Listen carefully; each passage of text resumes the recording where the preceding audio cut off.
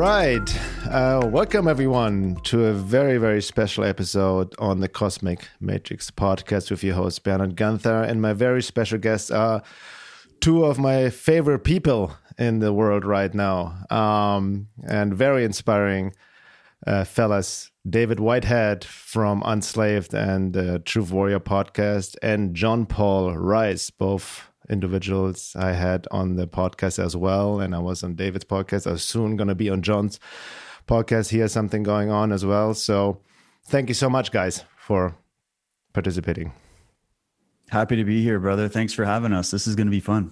Yeah. Good to see everybody's smiling face again live. I'm so excited. Yeah. Before we dive into various topics, introduction, a little bit maybe, and also tell people where they can find you these days, because with all the censorship, and I know you guys started some new streaming platforms and all of that. So just tell our listeners where we can find you. Okay. John, why don't you go first, brother? All right.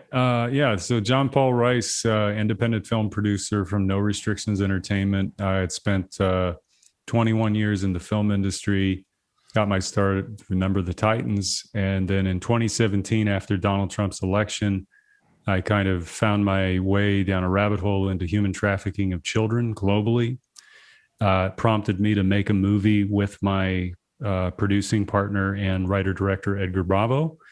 And nobody came to us. We went research, fact-based, and made it into a fictionalized story that ended up blowing up last summer because of the censorship that Amazon did on their platform when human trafficking was beginning to rise in the consciousness of the public, when Maxwell was arrested, and then there was the Wayfair, and Amazon somewhere in between that, without no warning, took us off the platform.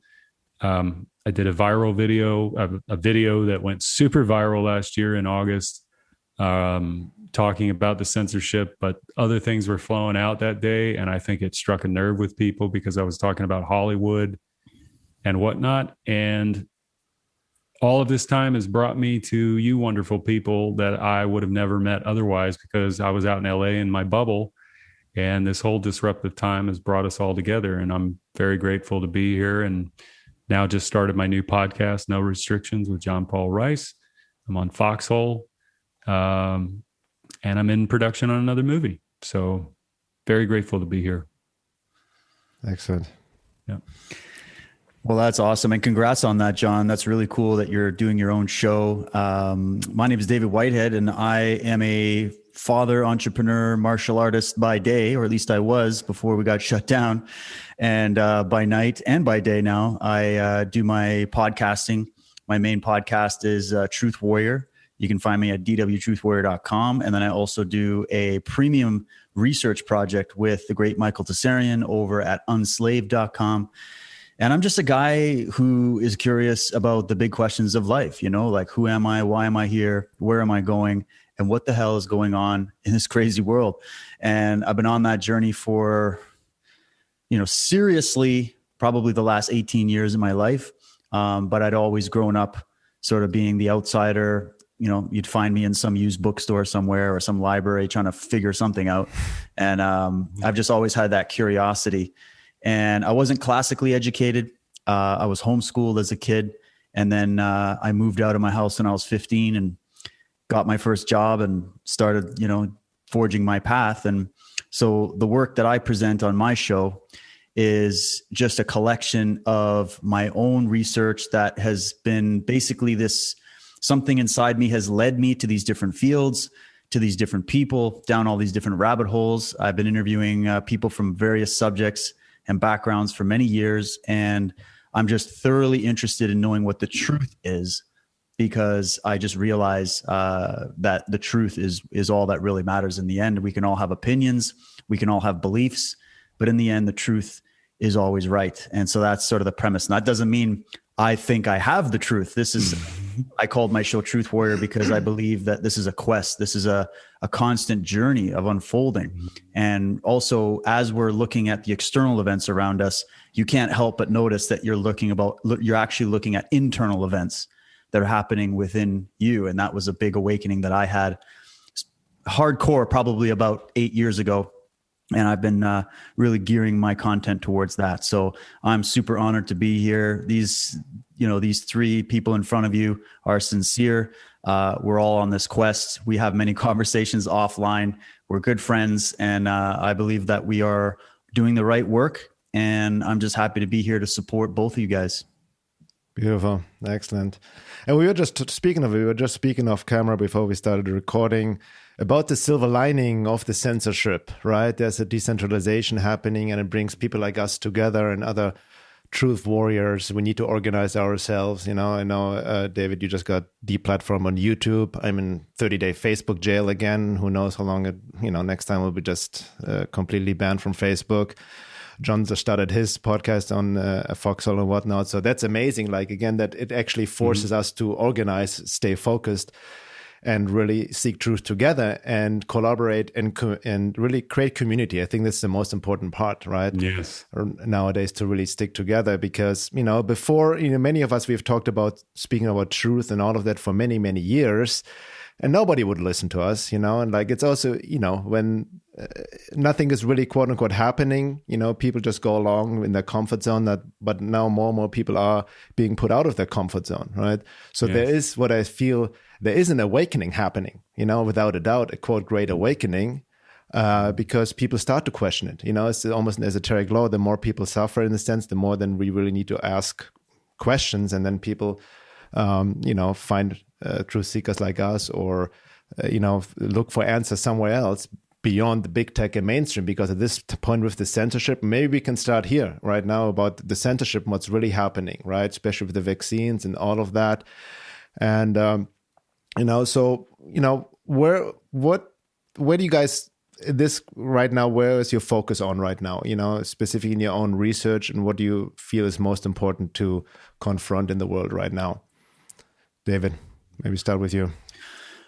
Well, I've always tried to keep my finger on the pulse of a lot of different subjects or topics, or what would you say, like different events that are happening and unfolding in different realms. We have what's going on with the economy, the political spectrum, the social world with all of the cancel culture, keeping an eye on what's coming from the media. I'm also trying to keep an eye on the feedback from the public on the media. And I've been talking about this a lot, talking about silver linings. I live in Canada, and Canada for the longest time, we haven't really ever been pushed up against the wall before. We didn't have to fight for our freedom to start the country. In fact, our country was almost forced together. Many of the colonies didn't want to come together to form a country under the crown. So our country, and we've just got an interesting history here. And there is, the constitutional documents and the idea of freedom, but it is a vassal state of the crown. And we are basically run by these big central banks, the Vatican, the royals, all the big mega corporations, just like everywhere else.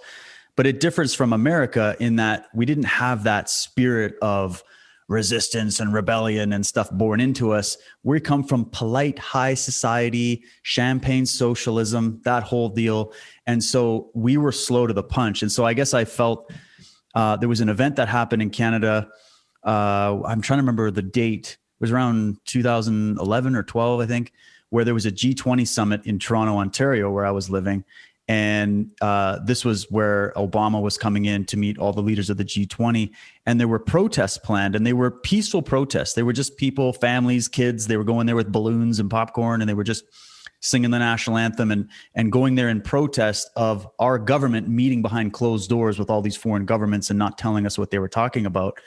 And what was interesting about that moment was it changed something in me to realize just how bad it had gotten in Canada, where they had invested like $1.2 billion of our tax money into security structures and fences, almost like what we're seeing in DC right now. Not quite there, but close.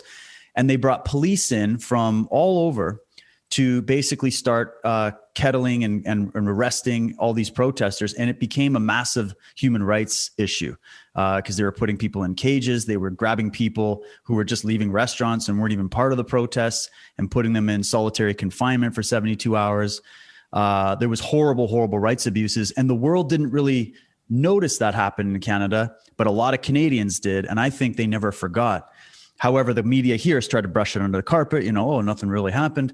And it woke me up to say, okay, our government here is not as benign as the world sees it as. They think Canada is just a bunch of happy people. And it is, but at the same time, we had to learn that lesson. And then sort of fast forward to where we are now, I've noticed a sea change since that day, but it sped up big time in terms of awakening in Canada. It sped up big time in the last year because of the virus lockdowns. And I started watching the Canadian mainstream media, and there's 3 major companies here: CBC, CTV, and Global News. And they were all reporting on everything, like, the George Floyd protests in the summer, the lockdowns, Trump, and they're even worse in terms of spreading stuff about Trump and all that and patriots than CNN, if you can believe it. And I noticed just in the voting of the YouTube videos of these mainstream media channels that in the beginning of the year, 2020, it was like 80% thumbs up, because everybody just kind of was like, okay, there's a virus. Let's support our media. Let's support our government. Let's save everybody. And so everybody was really supportive. And then I just watched that change. I was in every single day. I've been logging in just to see. And I saw that change. And now where we stand is this past, I would say 4 months or so, it's now completely the other way around. We're 80% thumbs down, to the point where the media has to shut down the comment threads, shut down the voting abilities that you have on videos, because it's just getting too obvious. So I've been tracking that because I want to see if Canada can wake up to that level, at least from what I see. Okay. There's still obviously people who are hopeless, right? But I'm noticing a massive shift here. And then when I compare notes with guys like you and other people around the world, people are reporting the similar vibe in the air, that the censorship is backfiring. The moves that the government's making to say, oh, we got to now, the coronavirus numbers are down because we altered the PCR test cycles, but now we got variants coming in, so we got to keep locking things down. And then you got the UN talking about climate lockdowns, and people are not responding well to that. Right. And that's a good sign. So there's all kinds of protests that are scheduled coming around in Canada. And so I've been following that, keeping my finger on the pulse of what's going on in the US with Trump and Biden and all that stuff, looking around the world and just trying to see what the hell is happening. So, and then also, aside from the superficial stuff, paying attention to where people are at on their own spiritual journey through all of this, having a lot of conversations with people that I know, and just seeing that a lot of people are breaking up with their spouses or getting closer together than ever before. A lot of people are moving location in a way that they'd never done before. A lot of people are moving out of the country, or moving to different provinces. A lot of people are having these existential crises, or they're trying to battle their own emotions. And a lot of my friends are like, I'm trying to stop drinking so much. I'm trying to get healthier and try to find a way to get my body back in shape, because I've just been in depression this whole year. So I feel like people are coming out of this dark mode. And so I'm just trying to help with my content to do a balanced approach of looking at current events, looking at the spiritual, psychological side of things, and then trying to think now about, okay, we need warriors for sure, but now we also need warrior healers. We need people that can help fix up all the wounded, broken souls out there and help empower them with knowledge and the information that we are so fortunate to have. So that's a nutshell of what I've been doing. Excellent. Wow. Well, that's a hell of a resume. I took a totally different approach. That's why we love you, John. We need. I unplugged, man. I said, "F this. I'm done. I'm out." Now, I had to come at it from a different angle, because this is what Bernhard Bernhard and David were all talking about, is that my personal journey to this time, which I'm not going to recap, but 4 years ago, there was a emotional disruption in my life, which was Sanders conceding, for which I was completely ignorant of him in terms of what his true intentions were. It's, again, collective consciousness rising in a pre-revolutionary time made Sanders and Trump the formidable candidates in both parties. They just rigged it out of Sanders' hands. And, I already know what the story is. So But I had an emotional disruption between Sanders' loss and conceding to Clinton and Trump winning, for which I was ignorant of what all that meant. And being terrified of Trump winning in 2016 and then being terrified of Biden winning in 2020. I mean, being inaugurated, let's put it that way, falsely. And I just had all of my illusions shattered. So, and illusions being the ones where, for me personally, going into this time, the meaning that I drew from it was the awakening of the child within me. And so when I saw this time with the pedophilia and the human trafficking and all of that was coming to the surface. I mean, don't forget, we had Me Too, Weinstein to Epstein to Maxwell over 3 years. And then we had Cuties and Hunter Biden. And then we've had the Lincoln Project since. So what I'm saying is that all of that unconscious trauma, see, when you have people in positions of power that are making decisions about your health, about your education, about your economy, not just politicians and figureheads, but the people behind the scenes, the people behind those people, you feel as though unconsciously that you are bearing down on, like, that there's hell potentially awaiting you. And there always has been, but you're finally becoming conscious of it. And so with me, I took this challenge. I dove into human trafficking, did my movie, and then I came through my own child abuse, which is not to say, oh, woe is me, because believe me, I took it on like a fucking champion to go after it. But I had that last illusion. And so for 5 days, I'm putting off in my head the current trajectory of everything. If Trump is not able to get back in, what Biden means, or the people behind Biden, it's not about him. Yeah. And the agenda that they want to do, for which I researched for the last 4 years, you see. So I know what they want to do to us, and I know what they're trying to do. And I had to put death out of my head for 5 days because all of my terrors, the unconscious ones, began to percolate back up. And it wasn't because I hadn't done the work. This was the next wall that had to come down, because it was all, for me, it was the pre-verbal, and it was the stuff I don't remember, but I can feel it, and I can feel the tension. So I had to go up into nature for a weekend. I think David was the brunt of that phone call. That was a great phone call. I love our phone calls, John. All right. But I just wouldn't shut up. And he was very gracious. And I love David because he goes, no, just let me finish. let me finish this one thing, and then you can talk. But I say this with humility for the point of going that I go, yes, I have more growth. Obviously, it's not a destination. It's not a place you arrive at. It's a journey through and journey within. And so it's helped. I've tried to use this time to let certain things that I don't want in my mind go, which is, like, just an example, AOC. For me to give time to Ocasio-Cortez right now is only going to make me angrier, reinforce my hatred of stupidity, which is my own stupidity, my own hatred of myself, essentially.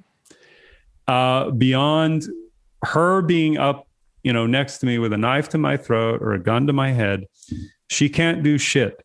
And other than the rent that I allow her to live rent-free in my head, and so that's kind of how the approach I took. Like, if I'm going to be a co-creator, I don't need to be co-creating with the majority of my energy going to negative things, which give validity and make real even more the matrix because of my opposition and resistance to it. Same with my attachment to it or my judgment of it. And so I'm not trying to become this all holier than now. Oh, everything's going to be fine. No, it's like you have to live in both worlds. There's the world of the reality of where we are, where everything is in everyone's mind. And we're all on different layers of awareness, consciousness, expansion. And so I go, okay, how do I affect this in a way that doesn't kill me, wear me down, and take me out of the game? Because I've been through it for the last 4 years. I did it that way, and now I'm going to do it a different way, because if I just keep going the same way and all the horrible things, all the terrible things, all the worst things that could happen, it's like it's going to suck me out of the potential of what I could create, what I could do in my own ignorant and retarded way, right? But I realized, I said, well, God wants you to live. Whatever your construct of God is, God wants you to live at all times. So live, boy, go live and try to do what you can to both enjoy and help. And so it's sort of like coming outside of the matrix and then if you're going to attack it, not really attack it, but if you're going to affect it in a positive way, you got to do it from a different angle, one that isn't offered in the current system, one that doesn't tell you to go into this position or that position, one that doesn't tell you who you need to vote for or where you need to sign up and petition. It's like the decentralization part. It's the band is breaking up in a sense, but it's going to recoagulate. And what I see people need is, we can talk about this today, but training wheels, yes, but that's not like a demeaning position. We're all refugees, really, in our own way. We're refugees of ourselves. We're refugees of a system. And if everything continues to unfold as we see it, which I don't think that's the end result, but not because I'm speculating on something happening. But what I'm saying is trajectories mean that with each move forward that these people do, I'm just doing 1 + 1. 1 + 1 says, in 2016, Donald Trump was elected, however he was elected, because the previous group failed enough that he became popular enough to win. Which means that the same group now 4 years later is trying to do all the policies that were already unpopular in 2016 that got Donald Trump elected. Which means, and he got reelected legitimately, which that's not about Trump. It's about the collective consciousness, where it's at that particular time. And these are emotional shifts, not so much policy or political position shifts. Now, of course, that doesn't mean everything is going to stay together. It never is. Everything's always changing, is always unfolding. But what I want to say is that I'm trying to work on myself in such a way that I can come back in a stronger way that is not about putting my name out there to be some great guy and a savior. That's ridiculous. But it's actually to go, okay, what area of the world do I want to focus on, starting with my own and getting really good at those things so that I can go out and give those things to other people and help maybe filmmakers tell really incredible stories that are truthful and get them out of that programming of imitating everything that Hollywood does, right? What would that look like if I could take talented people and bring them into a studio and say, all right, guys, you've got scripts, you've got writers, directors, editors. Let's put all this talent together and structure it and organize it with projects and funding and scale it and start creating a new brand of content that people are looking for, but they don't know where to find it until they see it. So we've got to create it. We can't just talk about it. Anyway, that's my spiel in the time. I yield back the rest of my time. Oh my God. That was awesome. Bernhard, can you beautiful. Share what you've been doing? Like what has your focus been as of late? I'd love to hear what you're up to. Well, like the theme that comes up, like as I was sharing, is as you guys were sharing, came to me. It's really about what I also talk about, the inner and outer work, so to speak, right? The outer work is the information, the research, spreading seeds of awareness, helping people, educate people through our, social media outlets or whatever, podcasts and whatnot. But as you both noticed, the importance of inner work, right? Like even John, you shared it beautifully on our last podcast and on your own show about your process of disillusionment. And that's what people are going through, the process of disillusionment. And it's necessary. You look at any esoteric ancient teachings, spiritual teachings, the core teachings, it's a necessity of disillusionment. And that's what we're experiencing on a global level. And disillusionment, it's a great process because it means getting rid of illusion. And that's what our people are experiencing right now.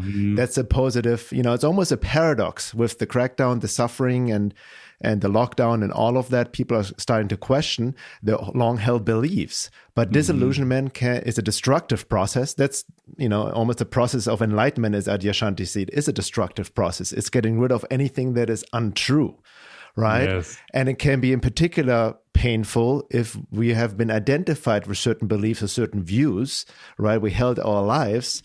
That's why I also see in my own work, what I'm doing with my wife, Laura, we are very much focused on working with people with this inner process. We have a course going on, Embodied Soul Awakening, where we take a group of 25 people through this journey of really, what we call the holistic approach, of the fourfold approach of working on all levels, on the physical, emotional, psychological, and spiritual level, integral inner work, but in context of what's happening in the world. Because what I've seen over the years, to generalize it, see default people, can get too much focus on the external world. A lot of quote conspiracy-minded people like calling out the matrix and can easily tie into shadow projection, and like what John talked about as well with AOC is a good example, because I get also triggered by her. So what is it to start? We all have to start like a counsel group, an AOC withdrawal or AOC Alcoholics Anonymous type therapy. But the point is, like, you want to call out, hold people accountable, psychopaths in power, sociopaths in power, we know. But it's a slippery slope, because when we project hate into them, right, then we just become that, it's just a feeding mechanism. Something else feeds off of that, which goes more into maybe the topics I talk about, the hyperdimensional matrix, other forces feeding off this divide and conquer, and hating each other. I don't mess around with what that stuff is. They believe it. Let me tell you, the occults, they do, and they feed off of fear and terror and your anger and Which then at the same time, you don't want to go the opposite end, the new age pill of I'm going to just meditate on love and peace and just forgive everyone. The misapplication of we are all one, right? The spiritual bypassing these high laws from a higher perspective. Yes, we are all one, but down here on a third density, we are one, but we are not all the same, right? And I think a lot of people are going with the people working with right now, going through an intense disillusionment process, right? So the stuff is coming up, as you mentioned, their own wounds and traumas, relationships break up, family, husband, wives, and what people cannot relate to others. So there needs to be some sort of, practical approach, because you can easily get lost in the conspiracy rabbit hole, even the occult hyperdimensional. But I've noticed and I still struggle with basic inner child work. John, you talked about this a lot as well.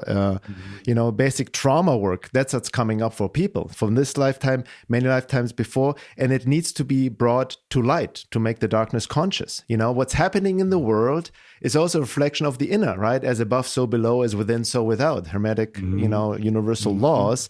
So what the dark night of the soul we're going through in the world is also happening within us. So we need to embrace that, so to speak, right?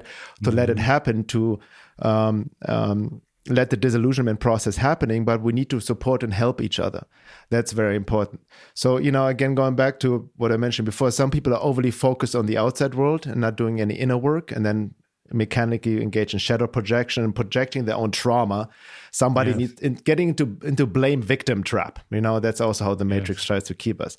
On the other side of the coin, I see a lot of people, you can also get too much into the inner process, can become a narcissistic self-indulgent process as well. It's just me, my wounds and all of that.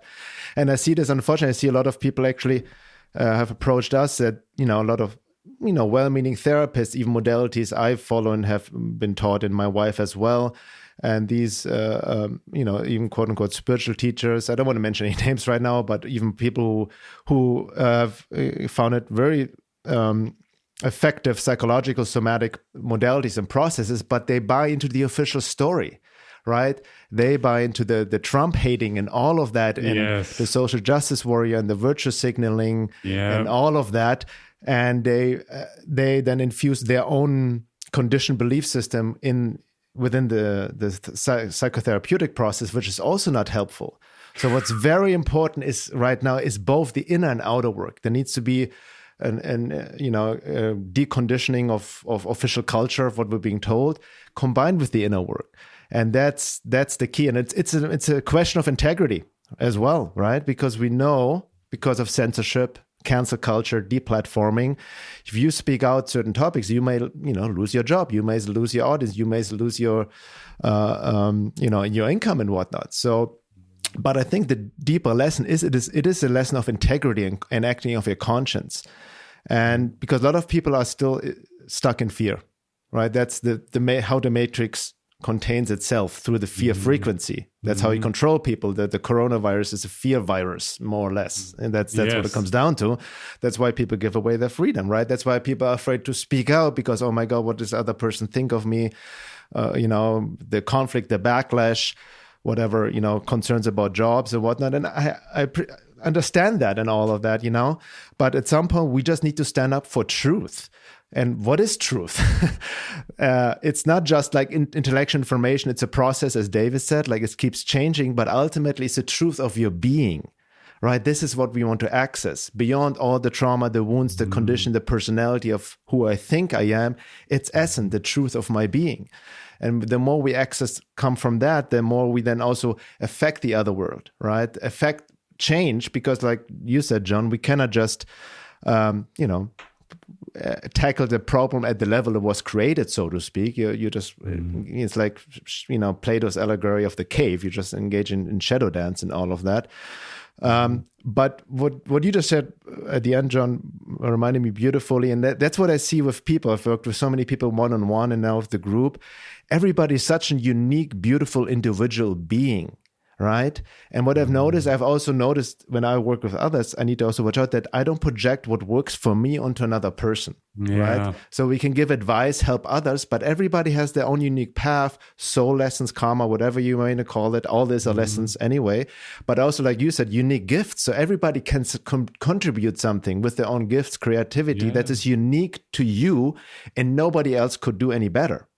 And that's what I see. That's why I love you guys so much. I see you stepping up in your own power, creativity. David, you do what you do. I mean, I'm so inspired when I follow you on Telegram, like the research you do, you know what I mean? And it's so structured. It's like a gift. You have a talent. Even like you even got out of your way and did the audio recording so people don't have to read it. It was a Nuremberg trial or something like I remember that. That's awesome. Like you're on the ball, even, like to really help people. And it's very digestible. And like you just shared, John, with your own gift, especially from Hollywood and all of that, is so inspiring to somebody come out of that arena and your disillusionment process of being really on the liberal left Democrat side and Sanders supporter to where you're at now, and using your gifts, within the film industry and creativity and to help people, spread seeds awareness. So what I'm trying to get is that we really that's the silver lining. It really helps to step into our own power and creativity and contribute and help people wake up through whatever ways. Yeah. Something I wanted to add to what you just mentioned, and it is easy for us to kind of get lost in our own way and our own bubble, how we see things, because it works for us, right? And when you go out into the world, I mean, I have a practice. I go at least 4 or 5 times a week to this coffee shop in a little town where I live outside of Atlanta, and they don't wear masks. They don't mandate that people wear masks in there. And Georgia doesn't have a mask mandate except for businesses and stuff, the larger ones. But what really is touching is that I'm dealing there with young entrepreneurs in their 20s and some teenage girls that work there and teenage boy. And then their customers that come in, they're all from different walks of life. And one of the things that was really beautiful is that, so it's like this, it's like you have all this knowledge and awareness inside of you. But if you keep it only there and among the people that you're with, then it really, what you're doing, I understand why people do, because it's familiar and you're accepted, but it's not like going up to somebody who doesn't have any access to what you're saying or understanding of where you're coming from, that you can begin to talk to them. But it's really, it actually goes into the Bible. And some of the things that I've learned from spiritual teachers is like, no, go be with them, get to know them on their level as opposed to your level. And it's not one better than the other. It's really the understanding that we are all the same, but the knowing of that is when you can be with somebody, listen to them, and hear what they're trying to say, and then see what you can to give to that where they're at. Because if you're the person that's, 20 steps ahead in your mind to the person in front of you, well, give them something that they can eat, something that is food for them today. If you're dealing with somebody that you see is starving and is hungry and is asking for your help, or at least you could give 5 seconds of your attention to help. If it's a musician, I know this is normal life for people, but it's just to realize the preciousness and magnificence of everything that is going on simultaneously in spite of the matrix. That's the thing that breaks the illusion for everybody, because yes, if they're fearful and terrified and you're fearful and terrified, or you're angry or you're upset over something that has nothing to do with the present moment, both of you are out of the present moment, and both of you will come at each other unconsciously. And so nobody's being heard, nobody's being served, no real authentic human interaction is occurring, and it just continues to reinforce the disconnectedness that we have. So it's not like you going around and being, I am so great and good, and I'm just gonna, but what I told one of my friends who does really intense work with satanic ritual abuse survivors in yoga is, I said, look, we can look at all of the horrors that are going on and all of the terrors and the agendas and know all of it inside and out, and we can go and lecture and speak on it inside and out. But what she and I and others in our ways are doing, I told her, let's just say there is fertile soil out there and we are spreading seeds, because everyone is living their own lived life, lived experience as they have explored it, understood it, and experienced it. And even if I were to put myself in that person's shoes for an hour and live that person's life, I would not have the totality of everything that they have witnessed and processed and experienced. So it's really goes back to just fundamentals of kindness, where if you're really, I'm not saying it's about you or anybody else, but if you're truly this enlightened, loving person, then walk amongst the earth and give to others so that they can find comfort in the humanity that you are, that you have found greater than what you knew before. And that's not what you should be doing. It's what you feel to do. That's because when you feel it, it's when it's the most authentic. And that energy, frequency, and vibration of the giving and the act of what you're doing is conquering dimensions that we don't see. I'm not trying to be so mystical about it, but what I'm saying is you broke through the program and you made a direct connection to the human being that you were thinking lesser than before until they opened their mouth or until you asked the question. And that to me is the challenge for a lot of us, because we can get so familiar with ourselves and our ways that we know everything and it works for us. But to do the real work, I think, is to create the meal for people. And the meal is within you, the community, the space is within you, that peace is within you. And if you look at it as you wanting to help people, understand that there are more refugees on the way. and there will be many more. But here's the thing. If all we're doing all day long is staying in our space and being good, and we're right about all of our opposition to everything that's going on in those agendas, and we're not out there creating, then all those refugees are going to be just like us, pointing at the problem, but have no solution, no answer to it. And that's, to me, where if we were to change this time, we go and we create and build on a mass scale and put our efforts together, both in our talking and our doing and the products that we're producing, like Foxhole, Edge of Wonder TV, Dauntless Dialogue, your podcast, David's. It starts to just grow and grow outward and outward. And more people want to come because it's an authentic, honest place where everybody is trying to understand things, yet at the same time help and give light to a lot of things that are very dark, but dark not on the global scale, but dark for people who are blind, who are unconscious, who, when I talk to an actor and they ask me about COVID protocol that I'm going to do on set, I say, no, we go with the facts. We turn around, we tell them, we go with the facts.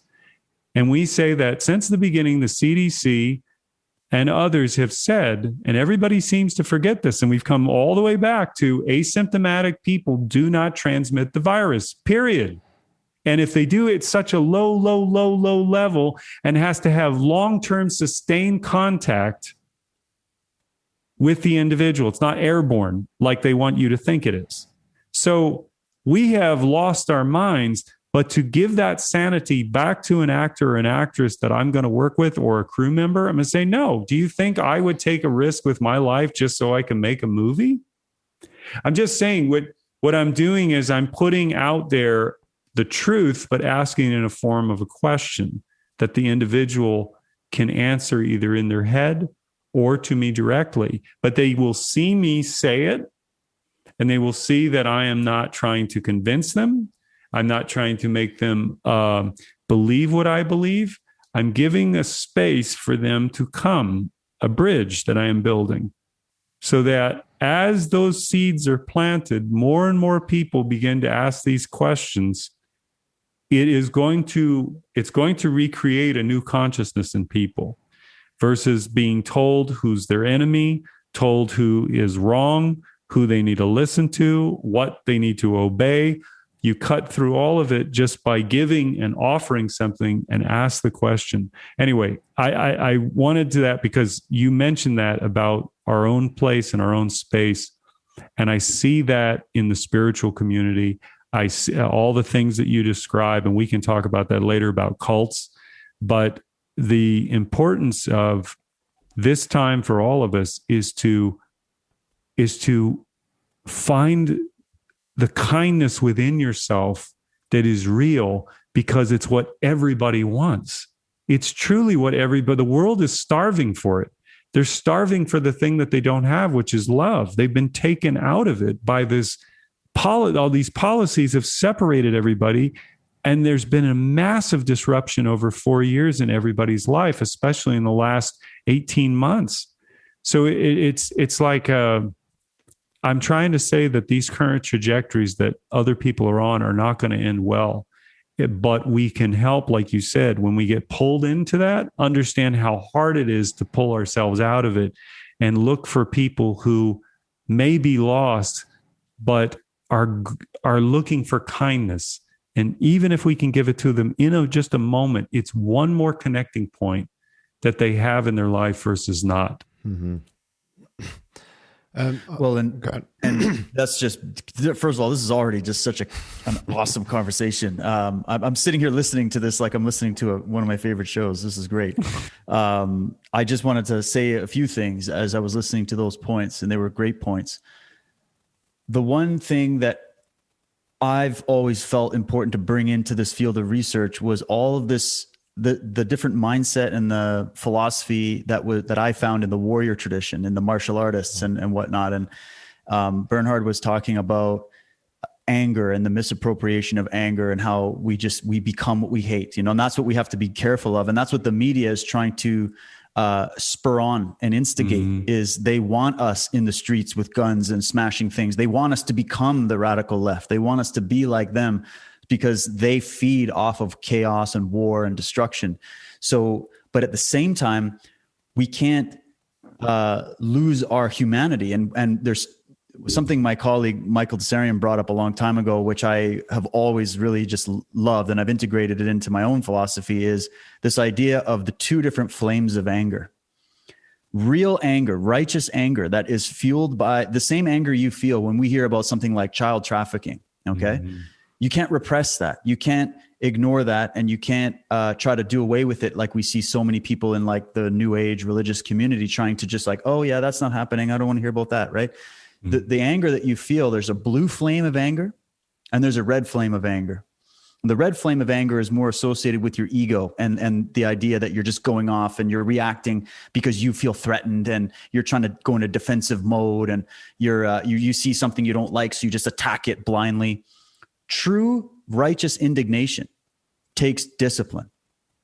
And this is a huge element in the martial art tradition that they're trying to instill in you, is with great power comes great responsibility.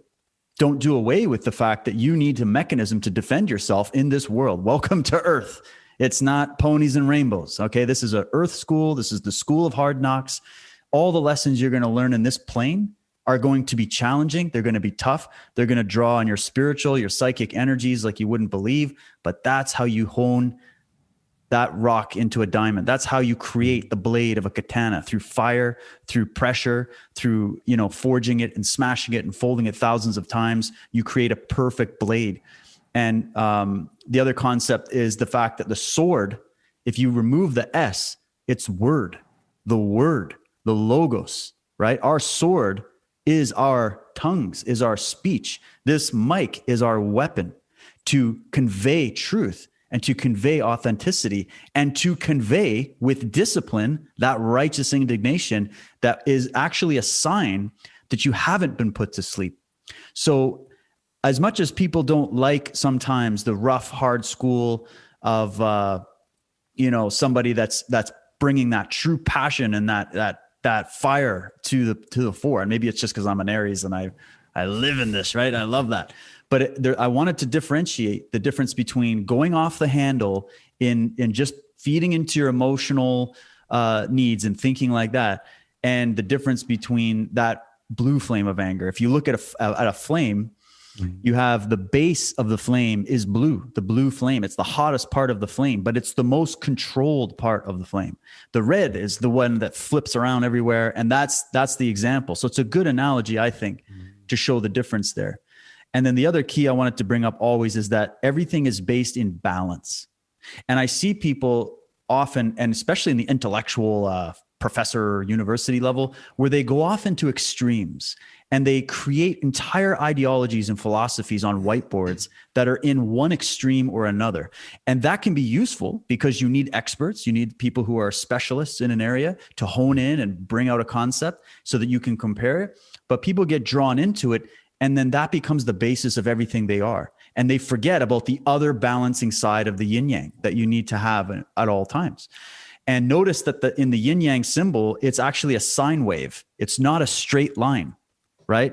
The materialist scientific Cartesian model is a straight line of white, black, right, wrong, like it's all that. But the actual movement of nature is a sine wave motion. And I can attest to that even from the physical training of martial arts. And I'm sure people that do dance or complex movement, gymnastics can attest, where the most effective movements are based in that balancing force, which is why the yin yang is prominent symbol in the martial arts. And nobody crystallized the points better that we're talking about than Morihei Ueshiba, who was the founder of Aikido. And I think that we need to use Aikido and Judo and this principle of not attacking, but building a system where it's when you're under attack, whether physically, psychically, emotionally, as we are right now as a civilization, we don't hit them head on with an ego-based response.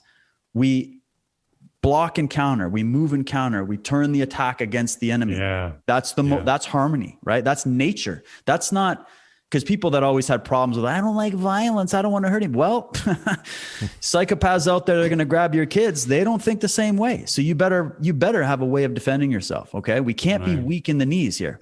And so I have a quick little quote from Morihei Ueshiba. It's one of my favorite ones. And John, I'll send you a link to the book, and you too, Bernhard. You can even share it with your audience. My favorite book on that Morihei Ueshiba wrote. You will love it. And he says this.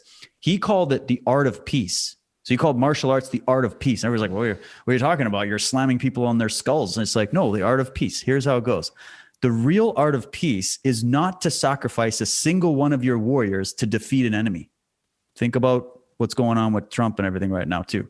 Vanquish your foes by always keeping yourself in a safe and unassailable position, meaning prepare yourself each day, put on your spiritual armor, but not the ego armor that is just you going, I don't want to hear anything. There's a difference, but you're in a place where you're unassailable, okay? Then no one will suffer any losses.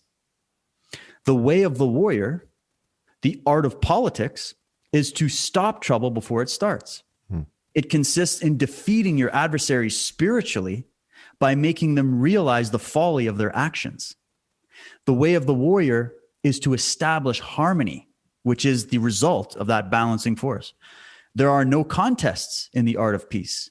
A true warrior is invincible because he contests with nothing. True defeat means to defeat the mind of contention that we harbor within. And I'm getting goosebumps reading that, but I will throw that to both of you to respond here. No, that's awesome. Wow, that's amazing. So many things just came up to me. The bit about anger, I love the analogy between the blue flame and the red flame. You know, I also see with anger, righteous anger, the way I see it, it's great anger. Because anger is also creative force. It's a creative energy if used constructively as initiation. If you just linger on it, then it can become toxic, but can initiate for change, right? But I was thinking with all of what both you guys said, like there's a prerequisite, I think, for the spiritual warrior, so to speak, and speaking truth, helping others, connecting to others, which ties to the basic of self-work. And the basis of self-work is to be the ability to observe yourself. Establishing the inner witness, right? So we know why we do what we do. So we don't just become reactive when we get identified right away with our emotions and act mechanically or identified with our actions, but we're able to observe ourselves and even discern, why am I doing what I'm doing? And even I can relate to this. Sometimes my anger comes up and I get pissed off. By the way, I have Mars in Aries. So this is like, I'm not the one to shy away from conflict. Let's put it this way. I just had to learn to choose my battles wisely, right? Yeah, that's the way. I'm with you on that, man. Trust me. So, but, I can see as I observe myself, sometimes the anger comes up as righteous anger because of, standing up for other, even it's even like a slippery slope standing up for the victim, because you get into victim blame, the trauma triangle of like perpetrator, victim, and persecutor, and all of that, right? But where is it really coming from? I can see sometimes my anger comes up actually is related to something from my childhood and not speaking out, of being bullied, and now the outside world has to pay, right? And something gets triggered, I mean, I can, not to generalize, but all the TDS, Trump derangement syndrome of people hating on Trump is psychologically based on a father wound, right? Yes, that's really what it comes down to. Huge, right? So just knowing that, that would also, like, basic shadow work. If people would just understand the basics, like fundamental Jungian shadow work of triggers and projections, we would already live in a much better world. And the archetypes too. Yeah. Archetypes too, wishful thinking, right? But that's the key point, especially for, a martial artist, like you have to, the control of your emotions and your behaviors, actions is based on self-observation, right? To stay contained. Similar what John mentioned, like if we want to meet somebody else and affect them in a positive way, we have to have the certain self-awareness, or what Gurdjieff called self-remembering. And that's a really higher state of being. Self-remembering meaning you're completely aware of your inner state, your physical, psychological, emotional, impressions, and the outside world at the same time. Right? So this is like this higher level of being. And it's not a mental concept, right? Self-observation you can get into analysis paralysis if you're very head-centric, right? And confuse yourself. But it's just an inner awareness where you're more grounded in essence, in your truth of being. And then you see your mechanical reactions that can get you into trouble, or, how easily you're being just, manipulated by other forces, which goes more into the occult and all of that. But having the ability to really observe yourself and knowing why you do what you do, I can see myself. I can be reactive on social media, like, and my passive aggressiveness comes out. And then I can see that sometimes certain posts were based on my own childhood wounding and this and that. And sometimes something else is coming through. But it requires a certain level of humility as well, right? Mm-hmm. But what came to me, I want you guys get an insight into that as well, in terms of reaching others. And I totally love what you said, John, about being able to connect to somebody else's essence. That's really what comes down to it. Not seeing them as this personality of beliefs, but the truth of the being. And that's kind of like, especially with the lockdown, obviously, they make it harder to meet up in person, right? It's easier to project online. Everybody's tough online, and this, and a lot of people, say things to others online which they never say in person when they call people out and all of that. They're all anonymous cowards on the online, so to speak. But there's certain levels we can reach, and we want to connect and open up. But I know from the esoteric tradition, what Gurdjieff called, there's also something to be said about external consideration and strategic enclosure, right? Because some people are so gone, let's say, or removed, distant from essence and being, and so conditioned that they become a threat, right? It's the typical Agent Smith syndrome, right? So with people we cannot immediately reach, right? So we need to also protect ourselves from, and or defend ourselves from. So I want to know, you guys, inside how you guys feel, because on some level I sense there's some sort of like splitting happening in humanity, and I'm talking it in a natural sense in light of the evolution of consciousness. Because with 8 billion or 7 billion of people, there are vast different levels of soul embodiment, levels of consciousness, and we cannot assume that everybody is even capable of doing that inner work right now in this cycle. And I don't mean this as a better or worse value judgment, just as it is, right? So there's the artificial divide and conquer agenda of pitting us against each other, left versus right, and we know that. But there's also something, so we said there's something natural happening as well, which we need to acknowledge. Like certain people, we need to respect free will, right? We cannot force others to wake up. We need to respect the free will of people to stay asleep, so to speak. Right? Yeah. And check our own ego, not wanting to wake up people out of force, because nobody has woken up us with force, so to speak, of force. You read this, wake up, can't you see the lies? Yeah. So how do we navigate? I think that's a lot of people ask us, well, how do we navigate, what people also call the Karens of the world, right? I apologize for anybody whose name is Karen. I don't know how they originated.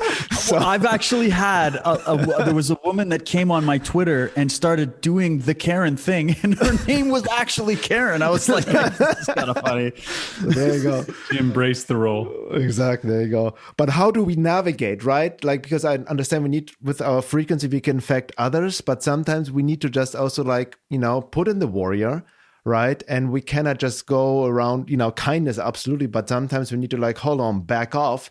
Boundaries are necessary, right? So how do we navigate this scenario, so to speak, in this day and age?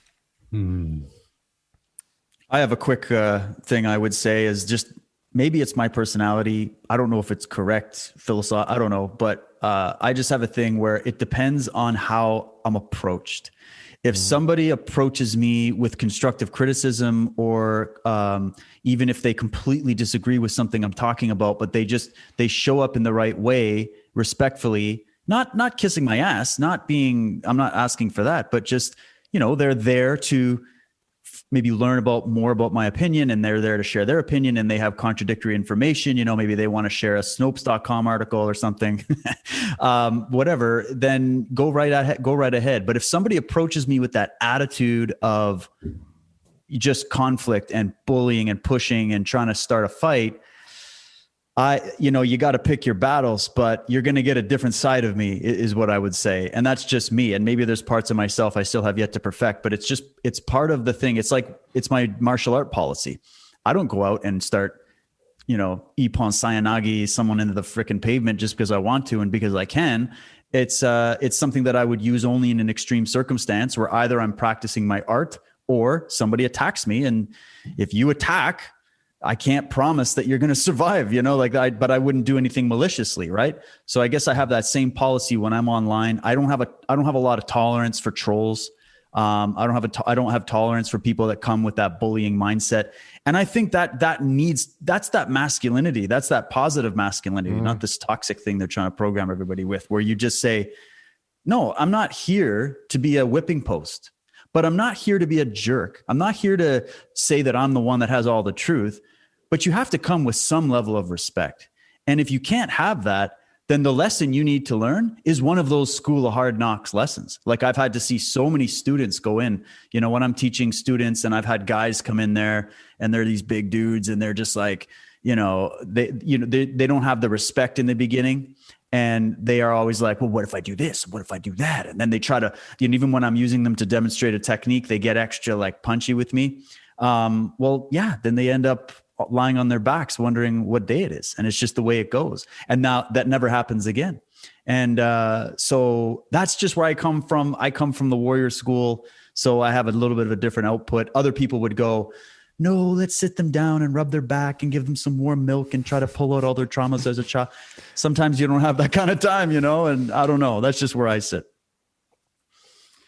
Bernhard, can you ask me the question again, specifically? Yeah. No, basically. No. I think Dave it's a great answer. I just I got lost in your answer, and then I was like, I don't know what the question is. No, but also referring what you said before, John, of kindness and reaching people to, to find that essence within them. And I agree. I see this, when Laura and I, my wife, go out with the doggy and meet people out there, you know what I mean? And it's beautiful. I just meet as human beings. I just don't try to impose. I'm just, carry a certain frequency, engage even in small talk. I'm not right away. So what do you think about the COVID vaccine? Right? So, I need to know right now who I'm talking to. And I saw this elder couple, and they're from Canada actually, right? And they're here in Sedona. We call them they just escaped Canada to be in the warmer region for the winter, right? And they're the lovely people, really nice people. And they said, yeah, we just got the COVID vaccine finally. You know what I mean? And my heart was sinking down because we like them so much. We still like them. They're great human beings. But I'm in this moment, I'm not like, what the fuck are you doing? I'm not going to go off in what I usually do on social media or my writings. You know what I mean? It's like, I feel this external consideration, okay, good for you. Kind of almost, I don't want to impose myself because I can see they're just they're beautiful human beings, right? They're just deeply conditioned, right? And really concerned. They're older, but they're not evil people. They're just very misled, right? And even though I would like to say something, I know in this moment I just cannot do it. So I'm just trying. Well, because what is the outcome, right? How are they going to take what you just said and reconcile it with what they just did? Exactly. So and how are they supposed to feel or think after you tell them that, and how do they respond to you? Right.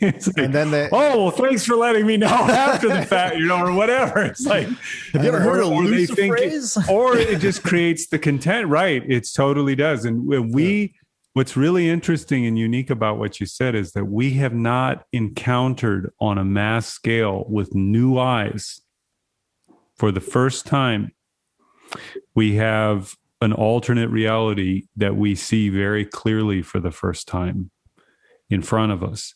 And it has serious implications for the future of humanity, at least if not just us today, but them now and in the future, because they're doing the right thing. To them, in their mind, they are doing the right thing. Exactly. Mommy and daddy told me that I need to get a shot. And I didn't know that Bill Gates was involved with Jeffrey Epstein for 10 years because nobody told me that, for which I would then have questions. Oh, and he was also involved with Peter Nygard, too, who got arrested in Canada. Oh, shit. Okay. I don't think I should really take a vaccine from somebody who's telling me to take it that was involved with 2 pedophiles that have been arrested on charges. Do you see? But that's what you know. Yeah. And this is the challenge of this time. And I don't for a minute think that the people who run everything aren't aware psychologically of what they have done. And because the response will not be uniform. Do you see? Especially as things unfold. And that is a very challenging position to be in, because I've had people too, that actors and others, that are excited because they got their second shot and now they feel comfortable to be able to be on set. And I love them. So it's one of those things that is, what I believe is this, what the higher essence that is with us is like this. You don't have the capacity, but God has the capacity to have unconditional love for all of his children. And if you look at it that way, then you know that God is going to do everything in its power of its own essence to help that person through their lived experience. And this is maybe, to me, it's an opportunity during this time to see how fragile we are, how precious we are, how incredible we are. And those individuals who find the compassion within themselves and the empathy within themselves for themselves and the unconditional love within themselves and for themselves truly can help the most, because even though they have their own contradictions that they're working on, they're conscious of them and they understand that their contradictions are the same model that is working in every single person, awakened and unawakened. And so while it's heartbreaking to know that, because the potential for what could happen in the short and long term is unknown, and you know who the players are, and you know what the program is, and you see the separation, what you were talking about, your original point. You see this split happening right in front of your eyes, not just politically, but socially, consciously, emotionally, mentally. And we've never had this time where the social cohesion of a society has been so ripped apart by this time, mostly through the media. And to me, it says, well, you have a choice now, because this for which your friends are in, or your family members are in, or your strangers and your neighbors are in, is a ship that has already set sail a long time ago. Because if you really look back at what has happened to people, it's quite astonishing, the realities of multi-generational trauma that is going on, and why these people who run this place, I'm talking about the world, understand who and what we are, and that every moment that has been available to them, they have used to head off the rise of consciousness. They have used false flag events, fake presidencies, Manchurian candidates that people believe in because they're ready for it. Remember what Obama was. Why was Ron Paul popular during the same time? Twice. 2008, 2012. Rise in consciousness. So what these people have done is, on 9/11, they fractured society in one way.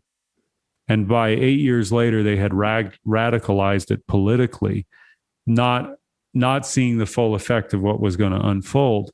But the point being is that they have created multi-generational traumas by massive psychological events, 9/11 to COVID-19 and everything in between and everything before that. So you have the boomers and the Gen Xers, then you have the millennials and Gen Z. And we have 3 surgical cuts that have occurred. And so what's happening is that each lived reality in the time that they've been alive, like for the last 20 years, I mean, I understand why people are mad at radical leftists, socialists, communists, anti-establishment, anarchists, BLM, Antifa. But here's the thing, and this is not an excuse for their behavior and their damage that they've done, but they grew up in a world from 9/11 to now. They did not have a foot in the analog world, didn't know what the 90s were. If they were children, maybe. But their whole adult lives have been, in the last 20 years, this shit show. And so with the indoctrination, of course they hate capitalism. Look what it's done to their families under the current regime. They don't see the deception going on. They can only go with their reality, which is right in front of them. And so, to me, the rise in consciousness during this time requires, like, all the things that you and many others have talked about, the shadow work, the inner work. There is a purpose and a reason for it in the greater benefit of humanity, because there are going to be many who are going to be sucked in. You and I are I'm not saying this about Trump people or anything. You and I are a rare minority of people in the bigger picture of the world.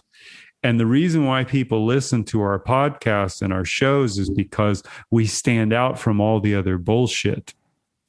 And just like, these guys know something I don't know. Or these guys know something that I need to know, or maybe I need to know it. And it's very important, the responsibility, like David was talking, like you were talking about.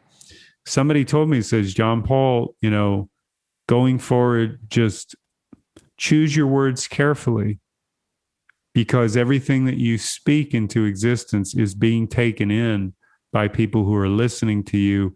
And even though they have projected onto you certain beliefs or ideas about who you are, which is not to say they're wrong, but they don't know me personally. So that responsibility that I have, if I'm going to give something, let it be the truth. Let it be something that's fundamental and enriching to each individual in their own way, even though they may make decisions that I strongly am against, and there may be serious consequences as a result of that. Our response to this time, as best we can see, is really what is defining what will happen. If it is like, what I'm saying is, feel the frustration and the anger, but then go, okay, this is not helpful to me to be angry and mad both at them and their ignorance or even their stupidity, because I may have told them not to do it, or somebody told them not to do it and they didn't listen and they got scared. Who cares? It's done. So it's like, okay, now what can I do? Treat it like, if you're a parent, treat it like a child. This is your child, if you wish to. This is your child. What do you do, even if it's not your own child? If it's a child in itself, say, what do you do with a child that you love and care for? You help it. You don't sit there and say, well, you didn't do this, this, this, and this, so now I'm going to punish you further. And by the way, I'm your friend.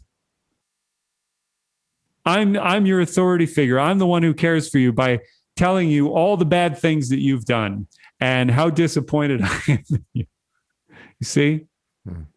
There's re-traumatization of the whole thing. And what it requires, and we will be forced, is it will require, those who have looked at the depths and darkest places, both outside and within themselves, to be able to help so many people who will fall into traps of the arguments, this side versus this side. And if you give them a lifeline with just your care every day going forward in a real way, not like, oh, I need to help you now because you're one of those people. No. It is incumbent upon us to bring through more care Because if you believe that the vaccine is going to hurt them and that they're going to die or they're going to be in pain, you're going to need to be there to care for them if they're your friend or your family or somebody else that you supposedly care for. Because when that moment comes and you say, "Oh, you didn't listen to me. I'm sorry, I can't help you," then you really never did care. You really never. It was all preconditional on agreements. So I don't know. That just kind of came out of me, not about you, but about how when you asked, like, what can you do? It's like that compassion has to come from you. And it goes, okay, I know what I'm dealing with now. So what can I do in this moment to affect something good? I can listen to them and I can be there with them. And I can even give more to a different conversation. I can bring in, let's stop talking about the vaccination and let's talk about the good stuff and what's going on in their life and try to draw that out of them so that they don't read that fear in your eyes and that judgment because it will pull them back too. Yeah. And then there's a missed opportunity for the continuing of their beauty of their life as long as they can enjoy it and as long as you can enjoy it, because there are no guarantees. Yeah. That's the thing. It's like we make these prejudgments on future states of plans of where we're going to be positioned in opposition to others, and it's all an illusion as well. I mean, that's the crazy stuff, because it's just like, well, what do you mean? Do I have to dissolve all of my reality? No. I don't want you to, but in steps, you realize that your own conditioning has put you in a place of opposition to everyone. And it's not everyone else that's the problem. It's these other jackasses over here that have all the money and power doing that to us. I mean, that we're letting them dictate to how we're going to treat our fellow human beings before we've even spoken a word. Mm-hmm. We're worried about, what this black person over here who's been told that if I don't wear a mask, I'm trying to kill them here in Georgia. And if I act like an asshole and I don't communicate or like do normal human interaction stuff, if I just ignore them or I give them a slight or I have a negative thought in my head or whatever it is, all I'm doing is reinforcing preconceived notions about people that I don't have any knowledge of individually on an individual level. And then I playing right into the hands of the tribal warfare and the identity politics when I don't even believe in that shit. So it's like, you see what I mean? It's those kinds of things that if you could just pull back just a tiny bit and realize, my God, everybody is trying here. The effort that is going into making the world as it is right now, in spite of all the shit that they've put on us, that everyone is still trying. And what David said is very important. The flow. Go with the flow. Flow with the flow. And then find the moment where the flow turns in your favor and then turn it back around to help. Mm-hmm. Come full circle in that movement. That's what I think you both are talking about, is because we have to recognize our own ignorance and our own judgment and our own attachment and our own resistance within and of the moment outside to be able to reconcile the two. That's what I'm trying to learn right now. And I'm seeing it more and more and more, that my battle, my struggle is their struggle. Their struggle is my struggle, on both different contexts, different dimensions, but emotionally, mentally, it's still the same. We're both children trying to make sense of both the past, present, and reality, consciously and unconsciously, simultaneously, according to our own lived life and experience. And if you're more aware of what's going on, you can assume a responsibility which is not about your greatness and amazing abilities of what you can do, because you're so enlightened. I'm not saying it about anybody, but I know people can go down that road. I've gone down that road. And what it does is it defeats the very purpose for which you are on that path. Because what David was talking about and you've talked about is that, I mean, there's not a word I can use to describe it other than oneness. And it's such a massive and big thing that, people try to conceive of the world in oneness. And it's like, no, go to the fundamental levels. Where did we all start? Where were we all born? Everybody is seeking love. Even this dysfunctional person over here is seeking love, and they can't find it because they have these problems. Now, it doesn't mean that I have to go over there and save them and rescue them, but if this person comes within my way and I feel the need to say something or do something, I will, with the intention that I see my own struggle in this person. And I know the struggle that they're under, and I could say or do something that would, here's the trick. It would put me in a much more vulnerable position than the person who perceives me to be this person. Mm-hmm. Yeah. Because that gives them the opportunity to begin to open up. It's like me saying, I understand. I know what that feels like.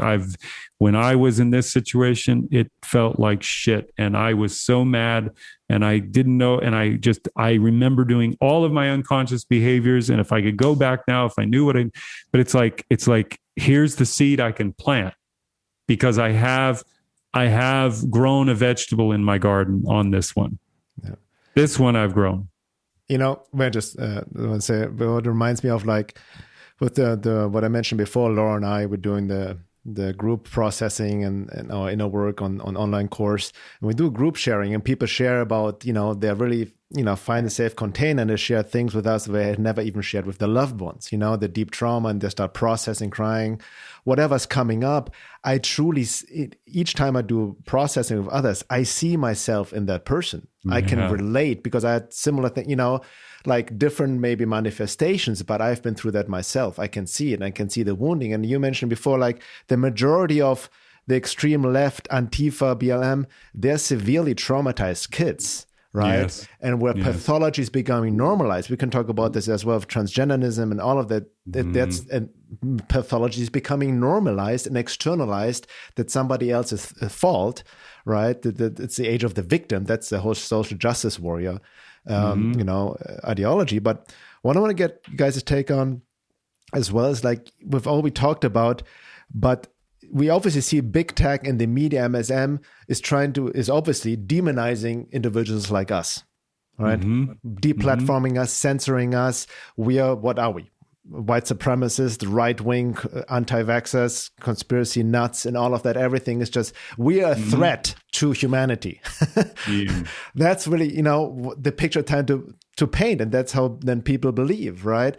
So how can we, because as I see the silver lining, the beauty of us connecting, decentralizing, and talking, but is there a danger of just preaching to the choir, so to speak, right? Like the echo chamber, so to speak. How can we just have more impact on the masses, on the bigger picture, so to speak? David, well, anything? You gotta think of it like this, in my opinion, that if you build it, they will come. I learned that from, I have worked in 9 different dojos, working in there, managing some of them, and then owning some of my own in different places. I've taught workshops in different areas where you would have different demographics of people. And basically, if you think about it, the fact that they're trying to create these 2 groups of people, one are basically those that just listen blindly to the government, the media, and follow all the rules of big tech, which change every day.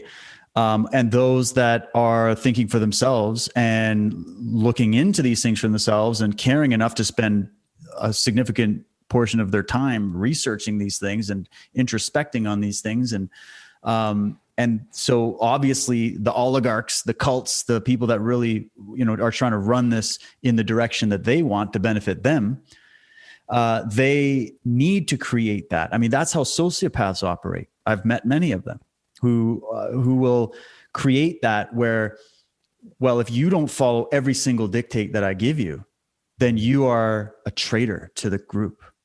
And this is where collectivism comes in.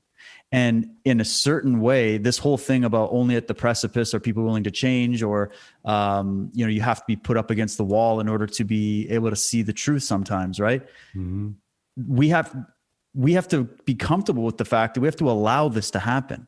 right? In a way, like there's bigger forces at work that are beyond us. So all someone like myself can do is create my content centered around the issues that are important to me, that I think are important, and that I'm called. I follow a calling. I follow my inner intuition and my guide as much as I can, and I produce work in that way. And if I create it, like you've created your show, Bernhard, and John, you got yours. We've got people building other social media platforms in the world of all this censorship. What's happening is that people are naturally leaving Twitter, YouTube, Facebook, and going to find Gab, Telegram, Foxhole, etc. Naturally. And it's actually getting to a point where I think I saw a stat where Telegram has something like 500 million users, whereas Twitter is sitting around 350 million users right now. People can fact check me on that, but I know it's significant. And look, when was Telegram created? Within months, right? And just wait till Trump starts his. It's going to be the end of them. And the reason is that even though we see people that are just hopelessly plugged into the matrix, for lack of a better term, the media matrix, the mockingbird mind control generational system of how to control the narrative, we still see people exiting that.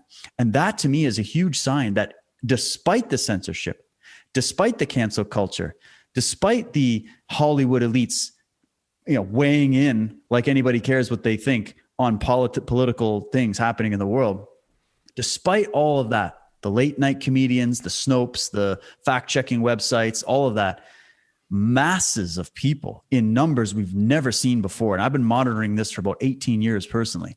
In numbers we've never seen before are giving the bird to those companies and organizations and to their governments.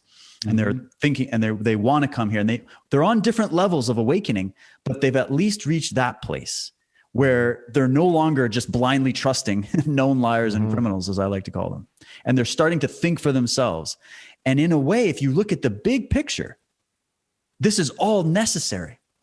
And I hope in our lifetimes, we get to see some major victories. And I believe we are. I think we're close. I think there's going to be some major shifts within the next 6 months that are going to blow people's minds. And that's not me reading some boards or any, that's just gathering all the data the best I can, listening to my gut, talking to astrologers, reading into it as best as I can. And I think we're in for some big waves because of that. And what we're at is, I also look at it from a combat scenario. And I'll give you a quick example. When you're in a fight, and I mean, not a street fight, you're in a strategic battle with another trained martial artist, okay? You're in there, you're dealing with someone that knows what they're doing. You're dealing with somebody that's well-conditioned, so they're not going to get tired easily. They think strategically. They're very difficult for you to win over, right? So in that mode, you have to be able to analyze it in the fight. So while you're defending yourself and you're doing your exchanges, you still have to be able to look at the big picture and then zoom in on the small picture and then go back to the big picture in nanoseconds. And you have to train yourself to be able to do this. And what happens is you start to notice what's working and what's not. Sometimes it's as simple as you just notice your opponent is out of breath, or they're swinging too wild, or they're opening up more than they were before, which you can take in one of two ways. If somebody's throwing calculated strikes at you or techniques, they're a little bit harder to manage because they're so pinpoint, they're so precise. But when you notice them opening up for bigger strikes, one of two things is happening. Either they're panicking and they're desperate because they're tired, or you hit them with some good shots or whatever, or maybe it's part of their strategy.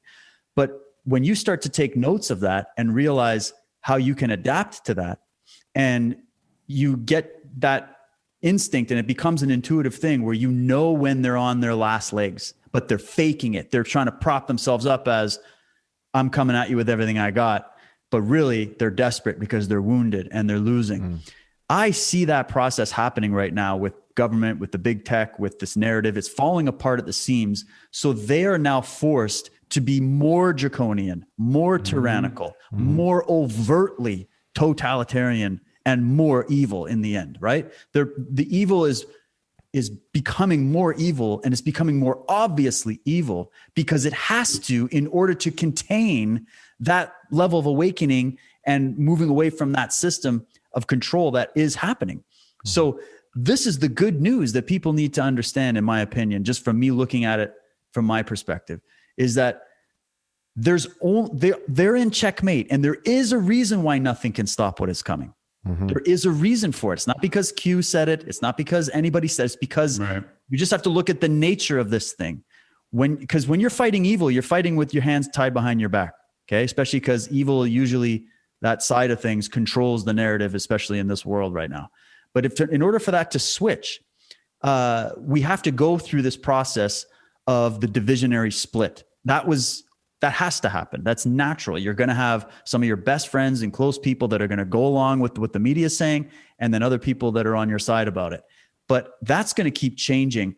And because of the fact that people of their own will are leaving the big platforms, turning off the media and thinking for themselves, that's the process that can't be stopped. And all people like us have to do is be facilitators and create platforms and create content and connect and create networks that will be able to take on that burden of what I think is going to be the hundreds of millions of people that are going to be starving for information as they wake up at one point or another. Some people woke up in the beginning of 2020 and smelled the rat right away. Some people halfway through when the protests were going through the streets in the summer, and it was so blatantly obvious that why are we allowing and condoning this when we're in the middle of a pandemic, right?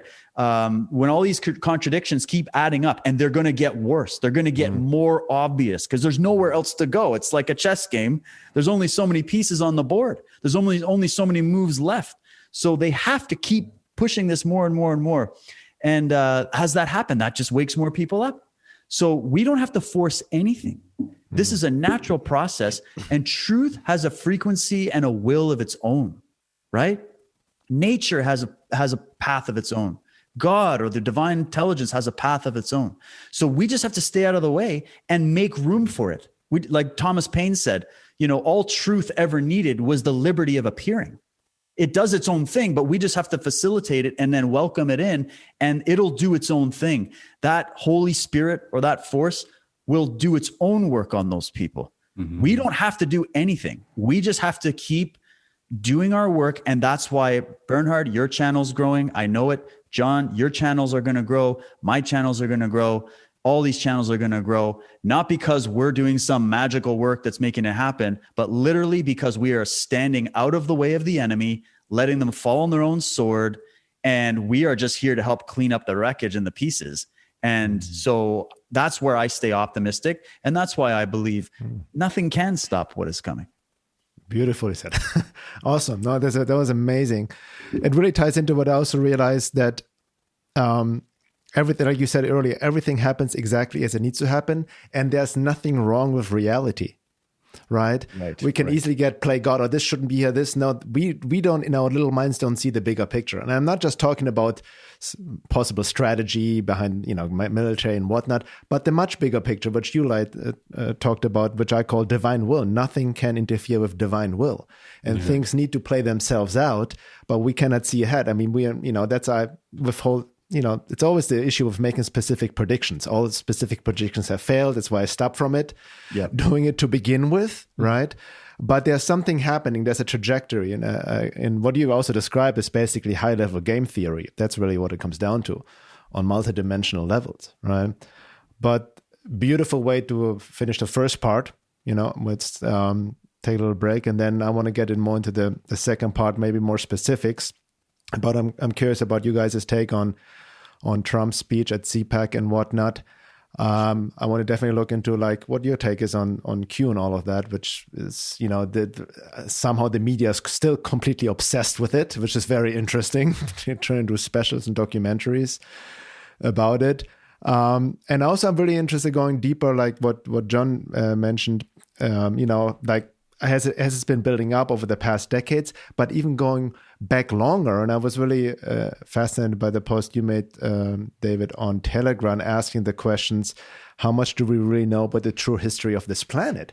How this is an agenda, not just 8, 10, 20 years, but thousands of years. And we are kind of like at the end game, so to speak, on a much different level, right? So we'd love to explore that as well. And again, for anybody who wants to access the second hour, for any members, if you're not a member yet, please sign up at veilofreality.com. Also gives you access to the membership forum. And again, just for our listeners, real quick, David and John Paul, where can they find you? If you go on my website, dwtruthwear.com or unslave.com, you can get access to pretty much all those channels. I'm on Telegram, Gab, Rumble, BitChute, Podbean, Foxhole, and soon to be, I'm setting up a really cool system with a new platform called Rockfin. So I got more announcements coming on that. I can be found my film work at norestrictionsent.com. It's No Restrictions Entertainment. And if you want to find all of me on social media, as well as all the different projects and resources that I have linked out there, you can find me on Linktree/No Restrictions. Beautiful. All right, you guys. We'll be right back.